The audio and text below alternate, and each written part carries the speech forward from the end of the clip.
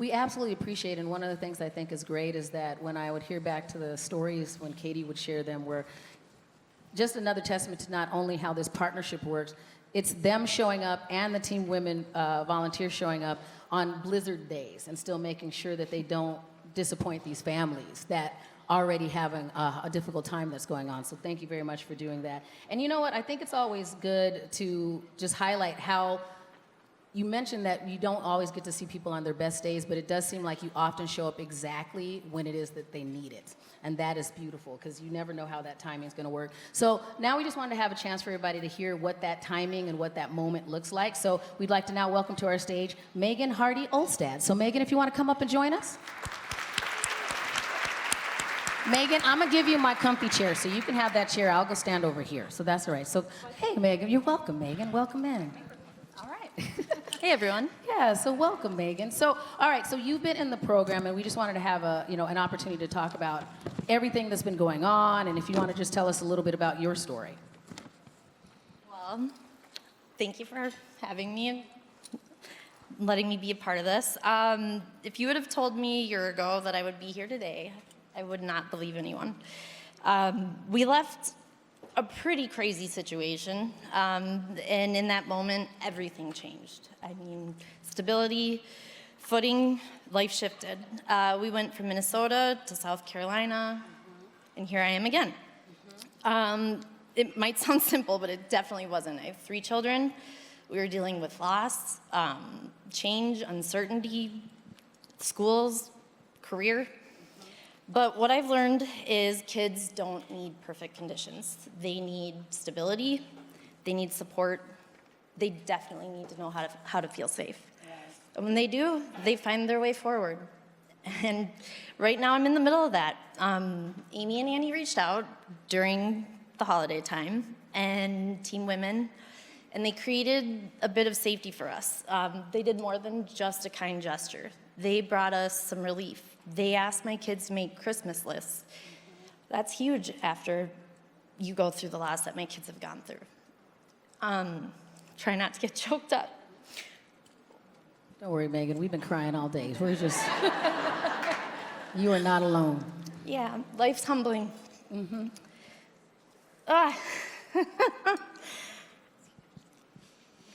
They reminded us that we weren't alone. They gave us footing and support, Katie, to rebuild. And that's where I am now.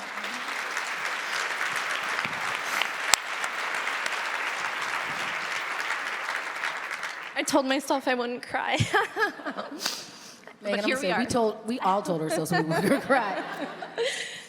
I'm rebuilding, moving forward, and creating something new for myself and my kids, and I'm calling it a bit of my selfish era.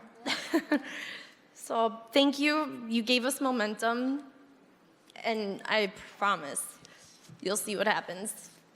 I'll do something good with it. Thank you, Megan.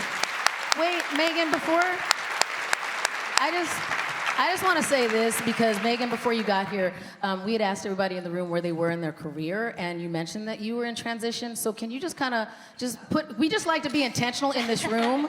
So can you just tell everybody what kind of career you're looking for, what you're doing? Because I mean, we manifest some good stuff here in this room, right, TeamWomen folks? Yeah, so let us know what it is that you're looking for so we can know what to help with. I mean, I'm not going to waste this moment. Okay, no, please don't. Okay, I find myself in the world of construction. I did go and find 2 islands, and that's my new BFF. Best. What were the words for that? I'm sorry. Yeah, there she is. But I am looking to connect and be a part of a team. If there's one thing moving down south that I learned, I want to work with people. I don't want to be solo all the time. And I call myself a dreamer because I met this gal. She only knew me to be a painter, and the next thing you knew, I remodeled pretty much your whole house. Wow. So, thank you. Oh, I'm looking for project management and in construction. Yep, in sales. So, and my degree from St. Thomas, triple major, marketing, finance, entrepreneurship. We're going to make sure that your information gets out there. So thank you so much, Megan. That's it. We appreciate it. No, that was perfect. I was like, gotta think. I don't like to use the word perfect. That was authentic. That was much better. That was much better. So before we let the three of you leave, we do want to hear a little bit more about your partnership with the Empower Leadership Academy, and why does that work matter to you? See, she said she wasn't going to cry. I said I was going to cry the whole time, so I didn't have to talk, and Annie had to do all the talking. Our Girls Leadership Academy is important because it helps girls build confidence early in life. It helps them see themselves as leaders, and it gives them a safe space to learn how to speak out. And it also matters because we're not waiting for the girls to struggle to find their voice. We're helping them build it early on. Right. So how do you find the girls that you partner with?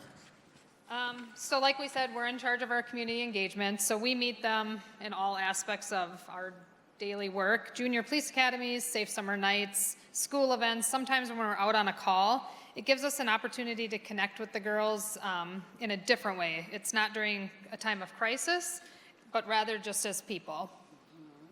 So, go ahead. Sometimes it's just about recognizing girls that might need the encouragement or support.